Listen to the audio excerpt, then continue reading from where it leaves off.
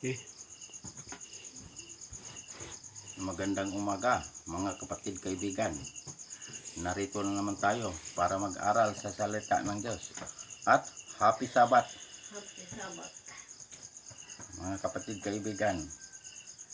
Sa hindi pa tayo mag-umpisa, may kunting hihilingin ako sa inyo. Paki-subscribe sa aming munting YouTube channel, Marlon Correct YouTube channel, para mapabilis pagpalaganap ang salita ng Diyos sa buong mundo at maipakilala natin ang ating Panginoong tagapagligtas nga si Jesucristo. Paki-subscribe Marlon Correct YouTube channel. Maraming salamat po. Tayo na yung manalangin. Ama naming Diyos nga makapangyarihan sa lahat, salamat po Panginoon sa umagang ito. Narito po kami Panginoon para mag-aral sa iyong salita. Basahan mo po Panginoon ang lahat ng taga-subaybay at lahat ng tagapakinig na sila'y makakilala sa iyo at ikaw ay tanggapin bilang Panginoon at tagapagligtas. Ito ang aming hiling at samot dalangin sa pangalan ng aming Panginoong Jesucristo, naming Panginoong tagapagligtas. Amen. Dito tayo, pag-aralan natin ito mga kapatid kaibigan, itong Genesis chapter 2 verse 1 hanggang 3. Ito sinasabi rito. Nayari ang langit at ang lupa at ang lahat ng mga bagay sa mga iyon. Ginawa ng Diyos ang langit at lupa at lahat ng bagay. Ang Diyos ang gumawa nito. Lahat. Langit, lupa, dagat, pati tayo, ginawa ng Diyos. Lahat, mga ibon, mga isda, ginawa ng Diyos. Yan ang sinasabi dito sa versikulo 1. Itong sinasabi dito. Nang ikapitong araw ay natapos ng Diyos ang gawain na kanyang ginawa at nagpahinga siya ng ikapitong araw mula sa lahat ng gawain kanyang ginawa. Ang Diyos nagpahinga sa ikapitong araw. Ito sinasabi niya. Itong araw nito, ito ang ipinagpahinga ng Diyos. Ngayong araw na to, ikapito ngayon Sabat ngayon. Ang Diyos may sabi nito. Walang ibang araw nga, sinabi nga, nagpahinga siya. Itong ikapitong araw lang. Ang sinabi nga, nagpahinga ang Diyos. Yan. Ito ang sinasabi ng Diyos. Pinagpahinga niya ang ikapitong araw. Noong natapos niya paggawa ang lahat ng nandito sa daigdig na ito. 3. Ito sinasabi dito sa 3. Last verse. Ito. Sinasabi niya rito. At binasbasan ng Diyos ang ikapitong araw. At sa kanyang ginawang banal. Ulitin ko pagbasa.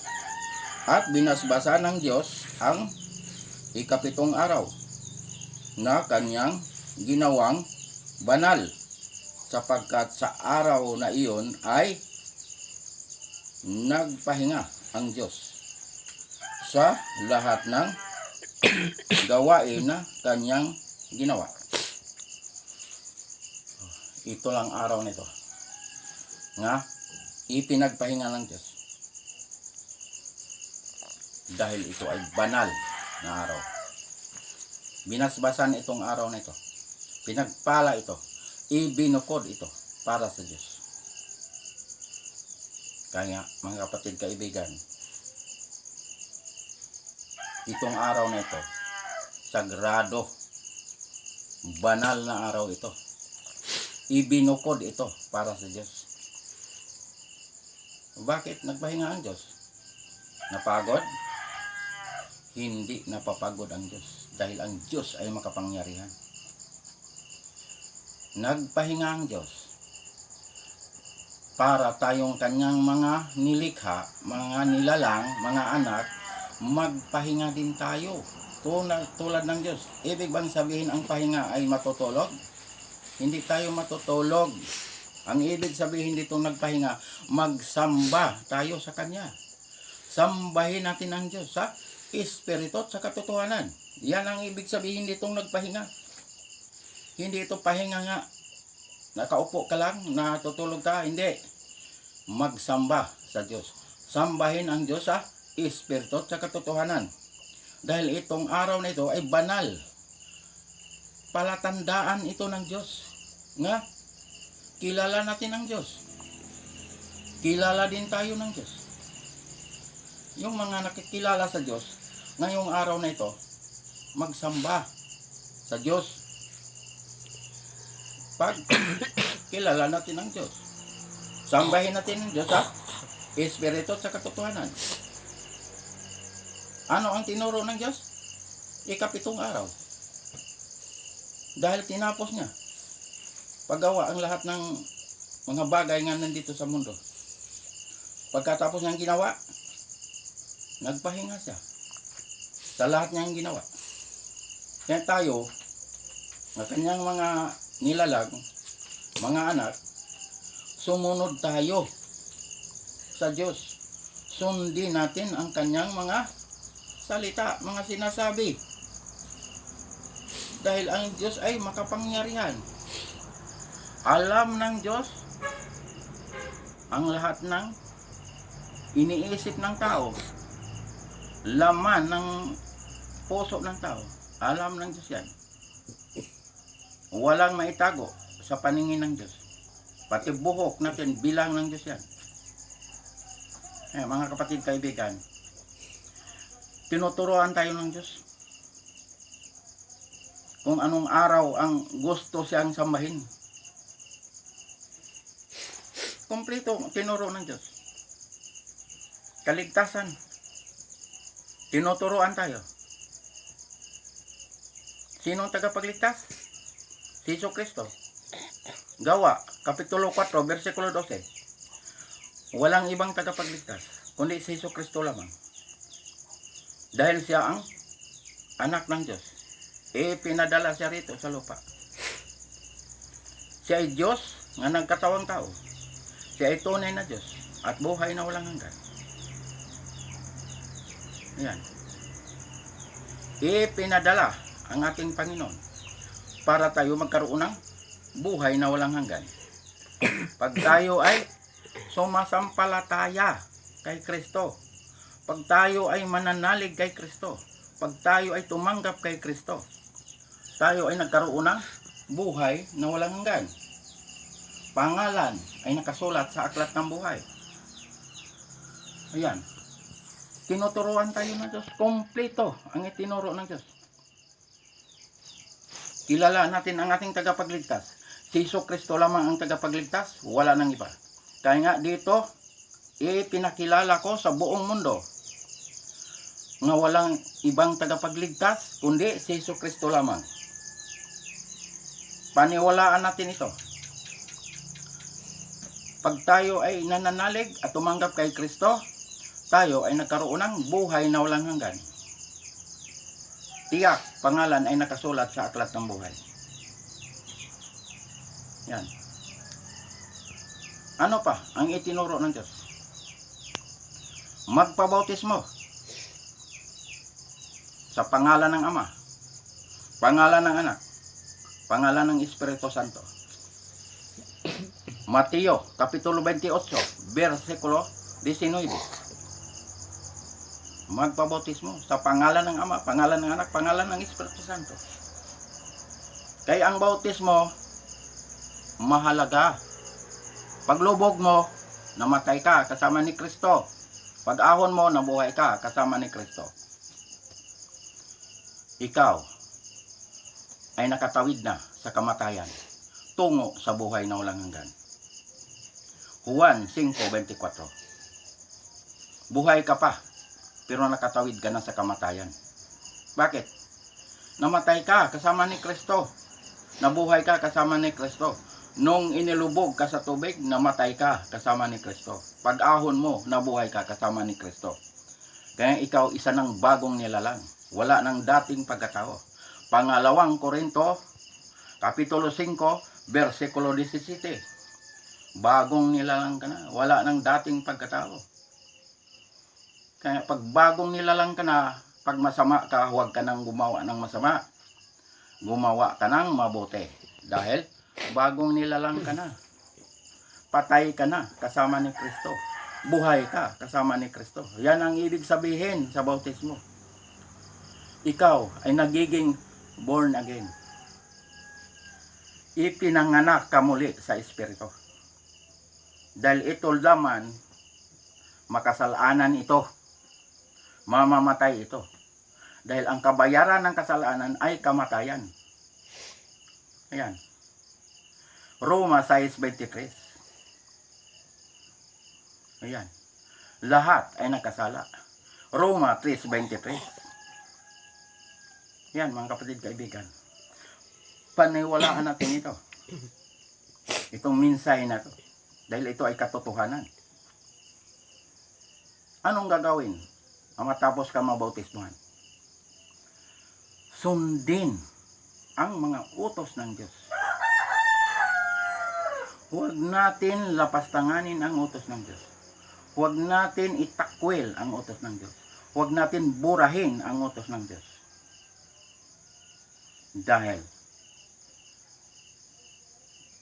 ang utos ng Diyos ay ang Diyos ang sumulat sa 2 tapyas na bato. Daliri ng Diyos ang isinulat. Kaya hindi ito mabubura. Habang manatili ang langit at lupa, dito mabubura. Dahil itong utos na ito, ipinatupad ng Diyos ito. Kaya ang sabi sa unang Juan, Kapitulo 2, versikulo 3 hanggang 4, nakakatiyak tayong nakikilala natin ang Diyos kung sinusunod natin ang kanyang mga utos. Verse 4, ang nagsasabi nga nakikilala ko siya, ngunit sumusuway naman sa kanyang mga utos ay sinungaling at wala sa kanya ang katotohanan. Yan ang sinasabi ng Diyos. Sundin natin ang kanyang mga utos. Ano pa ang sinabi ni Kristo? Sa Juan 14, versikulo 15. Kung iniibig ninyo ako, tutuparin ninyo ang aking mga utos. Hindi sinabi ni Kristo nga, binura ko na ang aking utos. May utos nga binura. Yung pagkatay-katay ng mga hayop. Pagwisik-wisik. Ang dugo ng mga hayop. Yan ang binura. Dahil natupad na kay Kristo sa cross sa Kalbaryo. Yan ang utos nga binura. Hindi na ipagawa yan ngayon. Pero itong 10 utos, ipatupad ito. Dahil itong 10 utos, ito ang mag-identify sa bawat isa sa atin na tayo'y nakakilala sa Diyos. Masama tayo, hindi na tayo gagawa ng masama. Bakit? Alam natin ang utos ng Diyos. Tinuturuan tayo ng kautusan. Naglagay ang Diyos ng palatandaan. Ano ang palatandaan ng Diyos? Ang ika-7 araw, ang Sabat. Dahil itong Sabat, ito ay banal na araw. Binasbasan, ibinukod para sa Diyos. Kaya mga kapatid kaibigan, lahat itinuro ng Diyos. Kaligtasan, ngayon, buhay pa tayo. Pangalawang Korinto, Kapitulo 6, versikulo 2. Buhay pa tayo. Kailangan tiyak ang ating kaligtasan.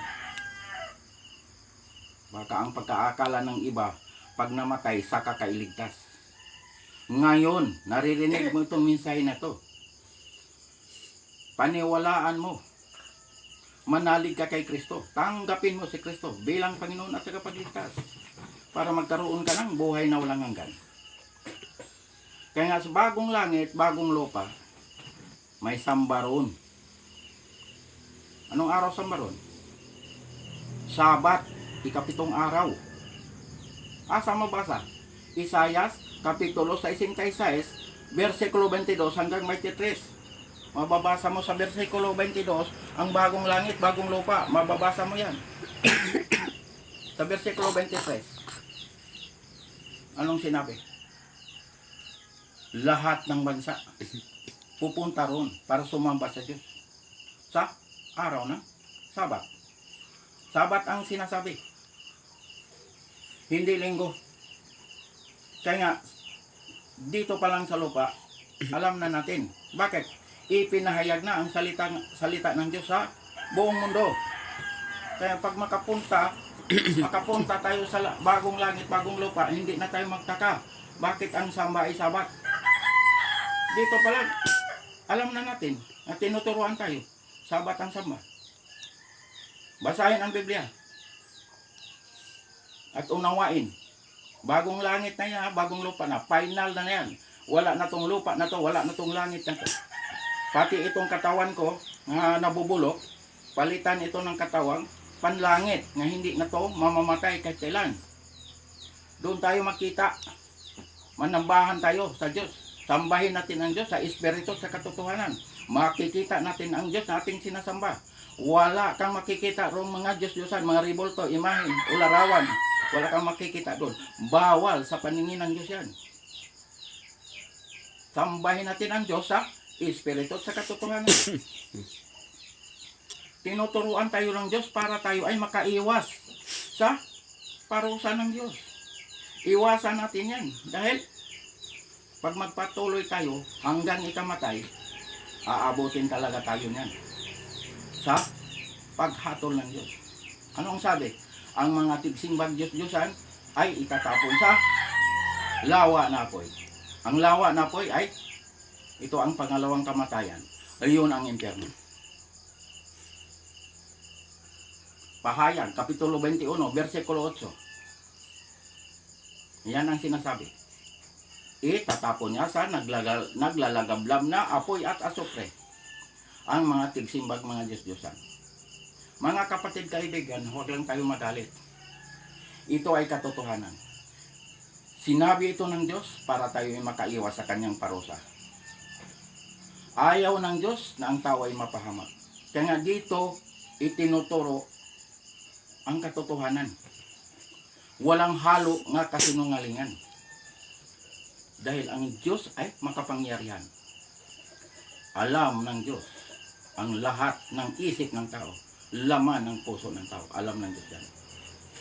Kaya alam ng Diyos kung ikaw ay natutuwa, kung ikaw ay nagagalit. Alam ng Diyos yan. Kaya walang maitago sa kanyang paningin. Lahat ay lantad at kita ng Diyos. Kaya mga kapatid kaibigan, ngayon pa lang, buhay pa tayo. Paniwalaan natin itong salita ng Diyos. Tinuturuan tayo ng Diyos. Alam natin kung sino tagapagligtas. Kaya tinuturuan tayo. Si Jesucristo lamang ang tagapagligtas. Paniwalaan natin yan. Bakit ang utos ay ipatupad? Dahil ang utos nandyan, inilagay ng Diyos ang palatandaan. Palatandaan, nandyan. Ano palatandaan? Sabat. Yan ang palatandaan ng Diyos nga. Kilala natin siya. Kilala din tayo ng Diyos pag tayo sumunod. Pero pag tayo hindi sumunod, maunang sinabi niya sa Mateo Kapitulo 7, versikulo 21 hanggang 23. Hindi lahat tumatawag Panginoon, Panginoon ay papasok sa kaharian ng langit. Yaon lamang mga sumusunod sa kalooban ng aking amang nasa langit. Yan ang sinasabi sa versikulo 21. Versikulo 22. Marami nga nangatwiran. Ipinakita nila ang kanilang mga ginawa. Ang sabi, nangaral po kami. Nagpalayas kami ng mga demonyo. Gumawa kami ng mga himala, mga kababalaghan. sa pangalan ng Panginoon. Mangangaral. Katulad dito, may hawak ng Biblia. Mangangaral ka. Pero ano ang sinabi ng Diyos? Sa versikulo 23, kailan may hindi ko kayo nakikilala. Lumayo kayo sa akin, mga mapagawa ng masama. Bakit sinabi ng Diyos? Mangangaral. Palayas ng demonyo. Gumawa ng mga kababalagan, mga himala. Pero bakit hindi kilala? Dahil sa palatandaan ng Diyos. Naglagay ang Diyos ng palatandaan. Itong Sabat. Palatandaan nito nga, kilala natin ang Diyos. Kilala tayo ng Diyos. Kaya mga kapatid, kaibigan, huwag lang tayo magalit. Dahil ang Diyos ang may sabi nito. Ginamit lang ako bilang instrumento nga maipahayag ang kanyang salita sa buong mundo at maipakilala ang ating Panginoong Jesucristo na tagapagligtas. Ayan. Kompleto ang itinuro ng Diyos para tayo ay sa oras ng pagkatol. Sabihin ng Diyos, kilala ito. Anak ko ito. Bakit? Sumusunod ka sa kalooban ng Diyos. Tinanggap mo ang Panginoong Jesucristo. Ayan. Hindi, ngayon, magkasama tayo doon sa kaharian ng langit. Napakaganda doon sa langit. Dahil wala ka na talagang kamatayan. Hindi ka na magkakasakit kahit kailan. Hindi ka na maghahanap ng pambili mo ng anong bibilin mo, bigas o anumang mga bilhin, mga gamot. Wala na. Hindi ka na magka-problema. Bakit? Kasama mo ang Diyos. Wala na kamatayan. Hindi ka na mamatay kahit kailan. Doon tayo magsama. Basta kayo naniniwala. Ako, buo ang aking paniniwala. Kaya andito ako. Ipinahayag ko ang kanyang salita sa buong mundo. Ipinakilala ko ang ating tagapagligtas na Jesucristo. Nasa inyo yon kung kayo maniwala o hindi. Basta hindi nagkulang ang Panginoon sa pagsasalita. Pangangaral, di nagkulang ang Diyos. Tinuturuan tayo ng Diyos. Kompleto ang itinuro ng Diyos. Kaya, halimbawa man tayo bawian ang ating hiram na buhay, kahit mamatay tayo, wala tayong dapat ikatakot. Bakit? Tiyak naman ang kaligtasan natin eh. Pangalan natin ay nakasulat sa aklat ng buhay. Kahit namatay ka mo, 100 years ka nang ibinaon sa lupa, bubuhayin ka muli ng Diyos para isama niya doon sa kanyang kaharian. Yan ang katiyakan. Kaya mga kapatid, kaibigan, ngayon pa lang, tiyakin natin ang ating kaligtasan. Ngayon, oras na ito. Basta kayo'y nananalig at umanggap kay Kristo. Kayo'y nagpabautismo sa pangalan ng Ama, pangalan ng Anak, pangalan ng Espiritu Santo, at kayo ay sumunod sa utos ng Diyos, tiyak, kita tayo doon. Doon tayo magsama-sama. Manambahan tayo ron. Makita natin ang Diyos natin sinasamba. Ito, katotohanan ito, mga kapatid, kaibigan, walang halo ng kasinungalingan, kay ang Diyos hindi marunong magsinungaling. Pag sinabi niya ay matutupad at magaganap. Yan, mga kapatid, kaibigan. Ngayong umagang ito, tiyakin ang kaligtasan. Siguraduhin ang kaligtasan. Baka bawian tayo ng ating hiram na buhay. Hindi natin na siguro ang ating kaligtasan. Anong hintayin? Hatol na lang ng Diyos. Yun ang hintayin sa mga patay nga hindi naniniwala. Ecclesiastes 9:5, ang buhay, alam niyang siya'y mamamatay, pero ang patay ay wala nang nalalaman at wala nang pag-asa. Hindi na siya pwede sulwiningan. Katulad nito, ito sulwining ito. Sulwining ito. Buong mundo. Yan. Mga kapatid, kaibigan, tiyakin natin ang ating kaligtasan. Kaya, pag hindi natin natiyak ating kaligtasan, delikado. Dahil, pag di ka tiyak sa imong kaligtasan, tiyak din na itatapon sa lawa na po. Yan ang katiyakan sa mga pangalan nga hindi nakasulat sa aklat ng buhay.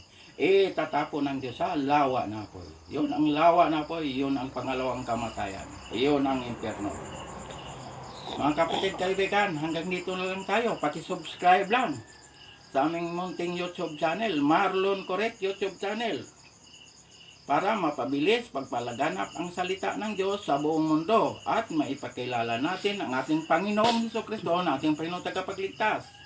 Maraming salamat po. Tayo na'y manalangin.